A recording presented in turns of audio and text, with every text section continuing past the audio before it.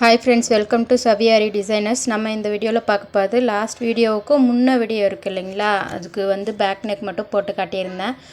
அதோடைய ஸ்லீவ் தான் இதில் காட்டுறேன். அதில் பேக் நெக்கும் ஃப்ரேமில் வந்து பேக் நெக் ஃபுல்லாக போட முடியாத ஒர்க்கை எப்படி போடுறது, அந்த ரவுண்ட் ஃப்ரேம்குள்ளே எப்படி போடுறதுன்றதை சொல்லியிருக்கேன். பார்க்காதவங்க கண்டிப்பாக அதை பாருங்கள், யூஸ்ஃபுல் டிப்ஸாக இருக்கும்.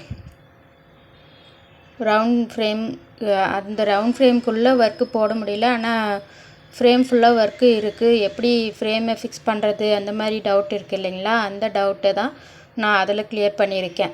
ரொம்ப யூஸ்ஃபுல்லான டிப்ஸாக இருக்கும், பாருங்கள் கண்டிப்பாக இந்த வீடியோவை பார்க்குறவங்க. இப்போ பார்த்தீங்கன்னா நெக்லைன் ஃபுல்லாகவே அதில் இருக்கிற மாதிரியே ஸ்லீவுக்கும் நெக்லைன் போட்டுட்டு அதுக்கப்புறமா இந்த பீக்காக்கை வரைஞ்சிட்டு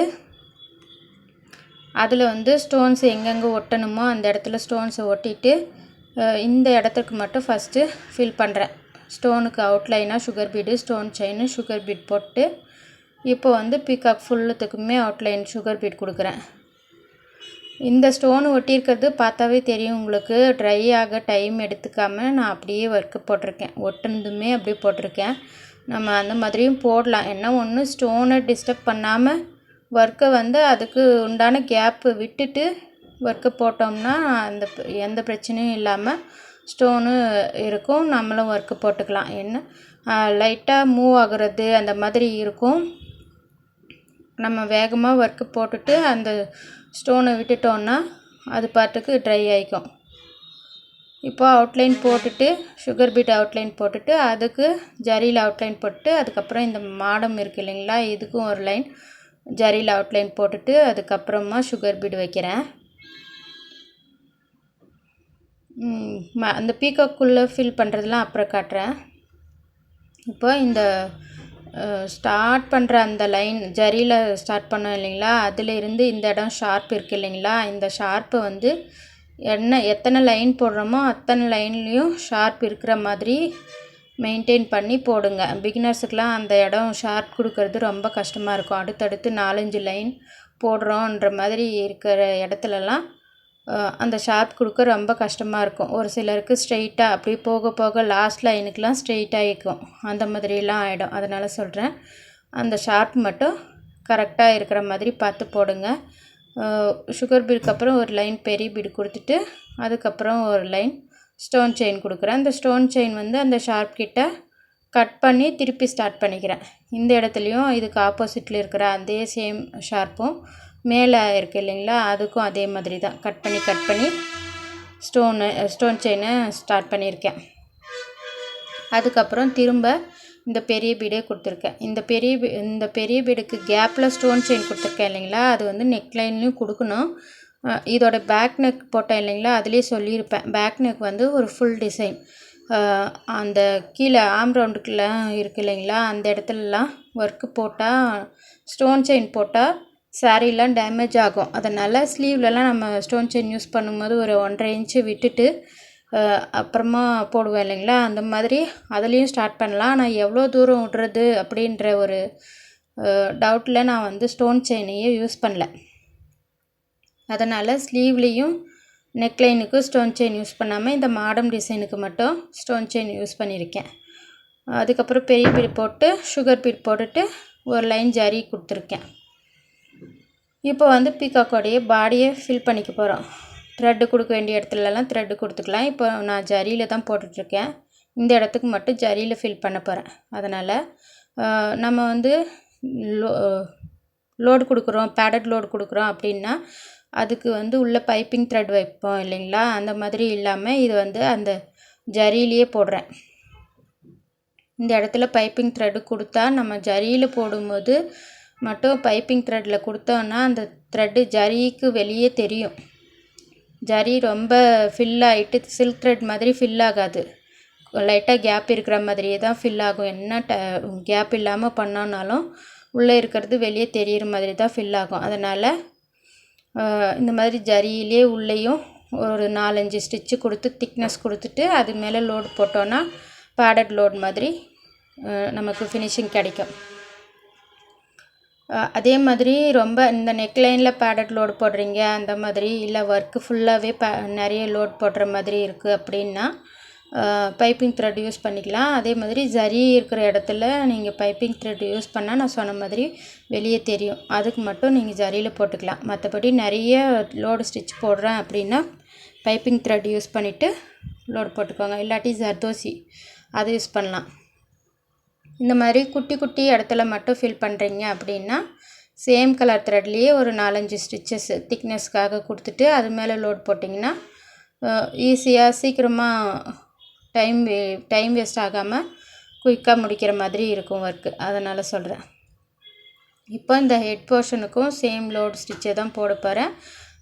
ப்ளவுஸோடைய கலர் ப்ளூ கலர் யூஸ் பண்ணி தான் போட போகிறேன். அதனால் இந்த மாதிரி ஸ்ட்ரெயிட்டாக ஒரு 4-5 ஸ்டிச்சஸ்ஸு போட்டுட்டு அந்த திக்னஸ் கொடுத்துட்டு இங்கேருந்து ஸ்டார்ட் பண்ணி அப்படியே கொடுத்துட்டு வரேன். இந்த ஹெட் போர்ஷனுக்குலாம் இந்த மாதிரி அந்த இடத்துல இருந்து ஸ்டார்ட் பண்ணி அப்படியே லோட் போட்டிங்கன்னா கரெக்டாக ஃபில் ஆகி வந்துடும்.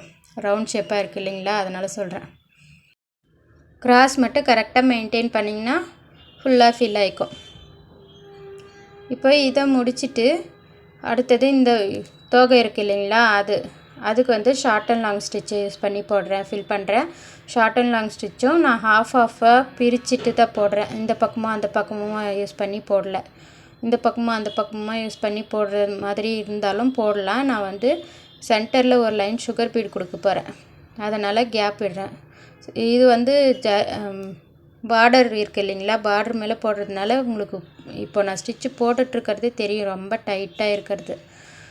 அது டைட்டாக இருக்கிறதுனால நம்ம இந்த பக்கமும் அந்த பக்கமும் போட்டு சுகர் பீட் போடுறதுக்கு அந்த இடத்துல சென்டர்லலாம் லாக் ஸ்டிச் கொடுப்பேன் இல்லைங்களா, அந்த லாக் ஸ்டிச் கொடுக்கும்போது ஏற்கனவே அந்த பார்டர் மேலே போடுறது அந்த லாக் ஸ்டிச்சு ரெண்டும் சேர்ந்து ரொம்ப டைட்டாக இருக்கிற மாதிரி இருக்கும் நமக்கு அந்த சுகர் பீட் போடுறதுக்கு. அதுவும் இல்லாமல் சுகர் பீடுக்கு பீட் நீட்டில் தான் யூஸ் பண்ணுவோம் இல்லைங்களா, ரொம்ப கஷ்டமாக இருக்கும் அதை இன்செர்ட் பண்ணி எடுக்கிறதுக்கு. அதனால் இந்த பக்கம் ஃபில் பண்ணிவிட்டு அந்த பக்கம் ஃபில் பண்ணும்போது லைட்டாக அந்த சுகர் பீட் அளவுக்கு கேப் விட்டுட்டு ஃபில் பண்ணிக்கிட்டோம்னா நம்மளுக்கு ஈஸியாக இருக்கும் சுகர் பீட் போட.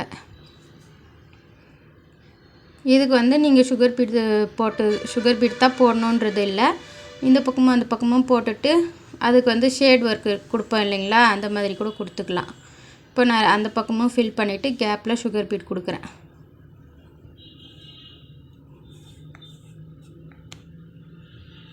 சுகர் பீடு எப்போவும் சொல்கிற மாதிரி 2 பீட் மட்டும்தான் கொடுக்கணும், சரிங்களா. உங்களுக்கு வேணும்னா சிங்கிள் பீடாக கூட கொடுக்கலாம், நமக்கு அது மூவ் ஆகாமல் இருக்கும்.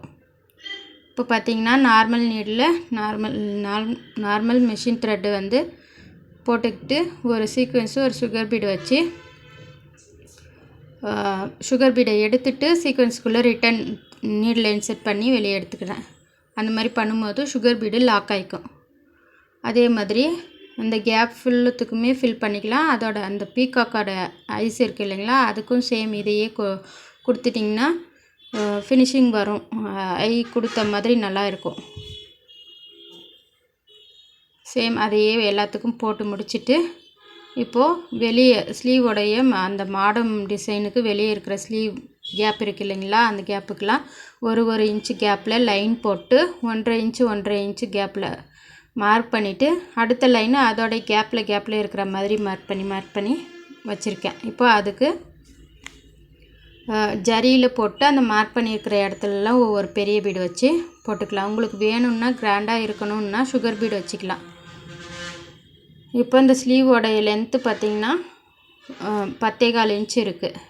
இப்போது ஃபஸ்ட்டு அந்த ஜரி லைனில் ஸ்டார்ட் பண்ண இல்லைங்களா மாடம் டிசைனு, அந்த இடம் தானே வரைஞ்சிருந்தது, அது வந்து 1.25 இன்ச்சு இருக்குது, தெரியுதுங்களா.